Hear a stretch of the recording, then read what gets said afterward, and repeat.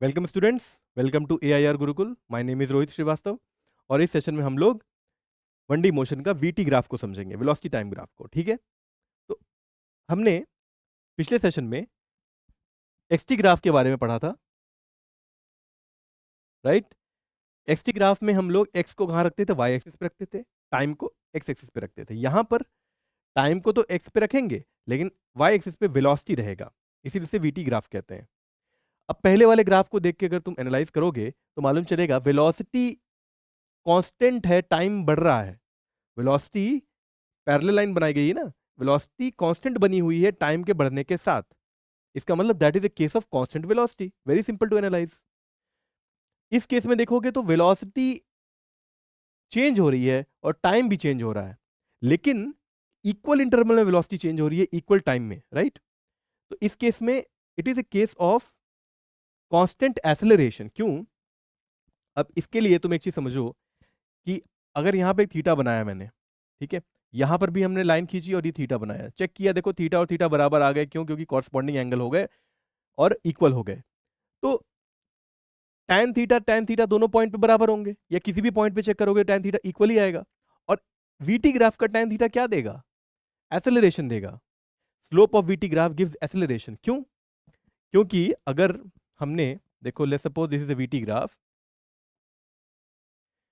और हमने एक स्ट्रेट लाइन बनाई थीटा एंगल पे, तो अगर तुम स्लोप निकालो, this is rise, right, this is run, तो tan थीटा या स्लोप क्या होगा? राइज बाय रन होगा। और राइज की वैल्यू कितनी होगी? अगर ये V पॉइंट है तो V के बराबर होगी, और ये टाइम है, ये t है, तो ये V/t हो जाएगी। ओके, तो V/t क्या होता है? अगर मान लो ये V है और इनिशियल वेलोसिटी 0 थी, तो फाइनल वेलोसिटी V है, इनिशियल वेलोसिटी 0 है, तो change in velocity V-0 V ही हुआ अपॉन में टाइम। तो change in velocity upon time क्या होता है? एक्सेलरेशन होता है। ओके, तो tan थीटा या स्लोप क्या दे रहा है? VT ग्राफ का एक्सेलरेशन दे रहा है। Hence it is a case of constant acceleration, क्योंकि tan थीटा कांस्टेंट है यानी स्लोप कांस्टेंट है, यानी कांस्टेंट एक्सेलरेशन है। तो इस कर्व से हमें मालूम चला कि it is a case of constant acceleration, या फिर यूनिफॉर्म एक्सेलरेशन भी कहते हैं कहीं कहीं। कांस्टेंट एक्सेलरेशन कहो चाहे यूनिफॉर्म एक्सेलरेशन कहो, दोनों बात एक ही है। ठीक है, अब ये जो केस है थर्ड वाला ग्राफ देखो, इसमें भी स्ट्रेट लाइन है, राइट, VT में, लेकिन एंगल ऑब्ट्यूज बना रहा है। अब यहां पर खींचा हमने, ये एंगल देखा थीटा, यहां पे भी देखा ये भी एंगल थीटा ही है, यहां पे देखा ये एंगल थीटा ही है, लेकिन क्योंकि थीटा इक्वल है तो स्लोप तो कांस्टेंट रहेगा, tan थीटा बराबर रहेगा, यानी एक्सेलरेशन, इस केस में VT ग्राफ है तो एक्सेलरेशन जो स्लोप होता है इसका वो कांस्टेंट रहेगी। लेकिन पॉजिटिव होगी कि नेगेटिव होगी? नेगेटिव होगी इस बार, क्योंकि tan थीटा जो होगा नेगेटिव वैल्यू देगा, थीटा ऑब्ट्यूज है। तो सिंस एक्सेलरेशन की वैल्यू नेगेटिव आएगी, जो कि हो सकती है क्योंकि एक्सेलरेशन वेक्टर क्वांटिटी होता है, पॉजिटिव भी हो सकती है नेगेटिव भी हो सकती है, राइट।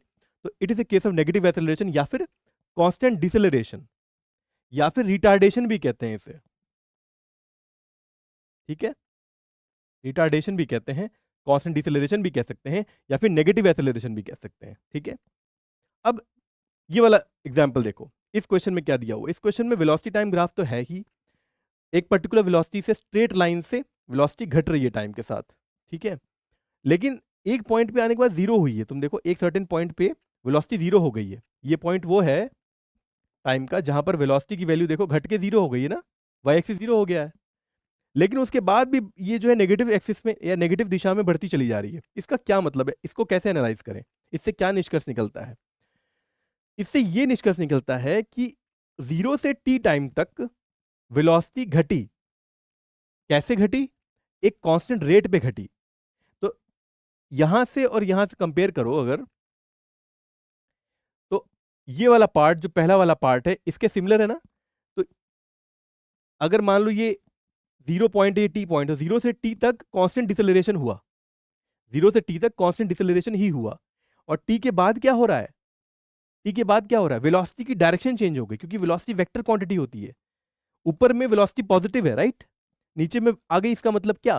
वेलोसिटी नेगेटिव हो गई है टी टाइम के बाद, वेलोसिटी नेगेटिव हो गई है, यानी टी टाइम के बाद पार्टिकल कहो या व्हीकल कहो, व्हीकल जो है अगर मान लो ऐसे जा रही थी, कुछ ए से बी की तरफ जा रही थी, तो टी टाइम पे वो वापस पलट के बी से ए की तरफ आने लग गई, वेलोसिटी नेगेटिव हो गई, उसकी डायरेक्शन चेंज हो गई। तो इसका यही मतलब है सिंपली कि कांस्टेंट एक्सेलरेशन से पार्टिकल रेस्ट पे आया, पहले यहां पे रेस्ट पे आ गया, उसके बाद कांस्टेंट एक्सेलरेशन से अपोजिट डायरेक्शन में वापस बढ़ने लगा।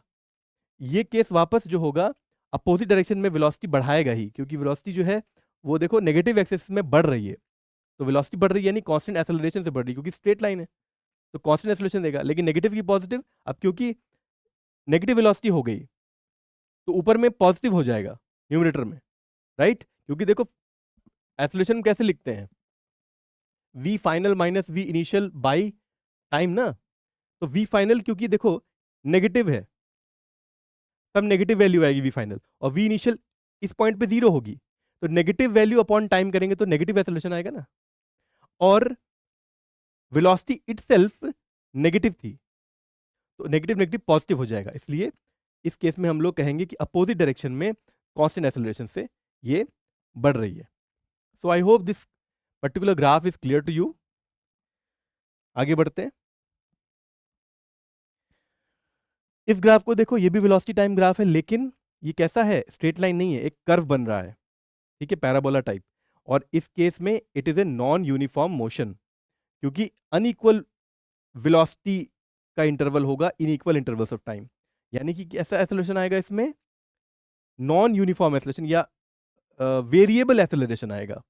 तो this is the case of increasing acceleration. इस केस में वेरिएबल एक्सेलरेशन तो ये तो क्लियर हो रहा है, लेकिन इंक्रीजिंग है या डिक्रीजिंग इसको पता करना हो तो क्या करो, किसी भी पॉइंट पे टेंजेंट खींच दो, इस पॉइंट पे भी टेंजेंट खींच दो। अब यहां का थीटा देखो, यहां का थीटा देखो, ये थीटा 1 हो गया, ये थीटा 2 हो गया। क्या थीटा 1 थीटा 2 बराबर है? नहीं, थीटा 1 छोटा है और थीटा 2 बड़ा है। तो थीटा 1 अगर छोटा है थीटा 2 से, तो tan थीटा 1 की जो वैल्यू होगी वो भी छोटी होगी tan थीटा 2 से, राइट? यानी slope of m1, I mean इस पॉइंट को a नाम दे दो, इस पॉइंट को b नाम दे दो, तो slope eight a is less than slope eight b। Okay, तो b पॉइंट पे स्लोप ज्यादा है और a पॉइंट पे स्लोप कम है, यानी कि a से b तक आगे बढ़े तो स्लोप बढ़ा ना, यानी कि वीटी ग्राफ का स्लोप वैसे क्या देता है, एक्सेलरेशन देता है। तो एक्सेलरेशन ऊपर जाने पे बढ़ रहा है, इसलिए लिखा हुआ है यहाँ पे इंक्रीजिंग एक्सेलरेशन। जैसे हम इस कर्व में ऊपर बढ़ेंगे तो एक्सेलरेशन इंक्रीज होती चली जाएगी, क्योंकि थीटा की वैल्यू बढ़ती चली जा रही है, hence acceleration will be increasing here. Okay, so I hope कि तुम्हें वेलोसिटी टाइम ग्राफ समझ में आया और उसमें अलग अलग केसेस समझ में आया जब वो कांस्टेंट एक्सेलरेशन देता हो, नेगेटिव पॉजिटिव, ठीक है, जब वेरिएबल एक्सेलरेशन देता हो। ये तो इंक्रीजिंग एक्सेलरेशन का केस हुआ। अगर तुम्हें कहना हो कि नेगेटिव एक्सेलरेशन या डिक्रीजिंग एक्सेलरेशन का केस बताओ, तो उसको ऐसे बना सकते हैं हम लोग।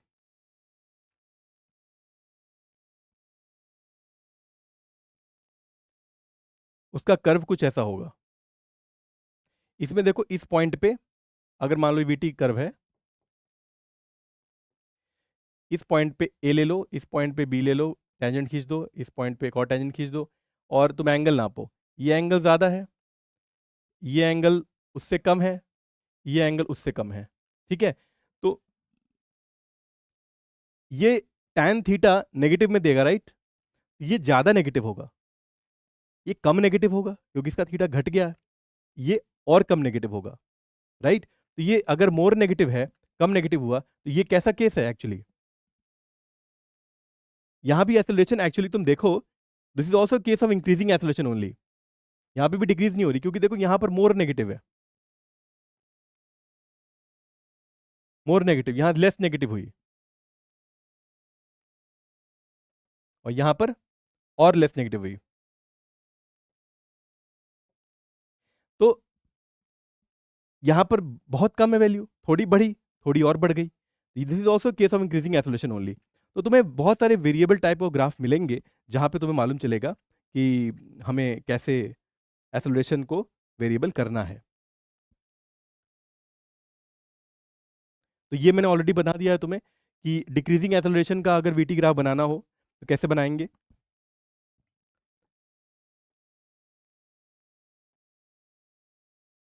ये वीटी ग्राफ है, राइट?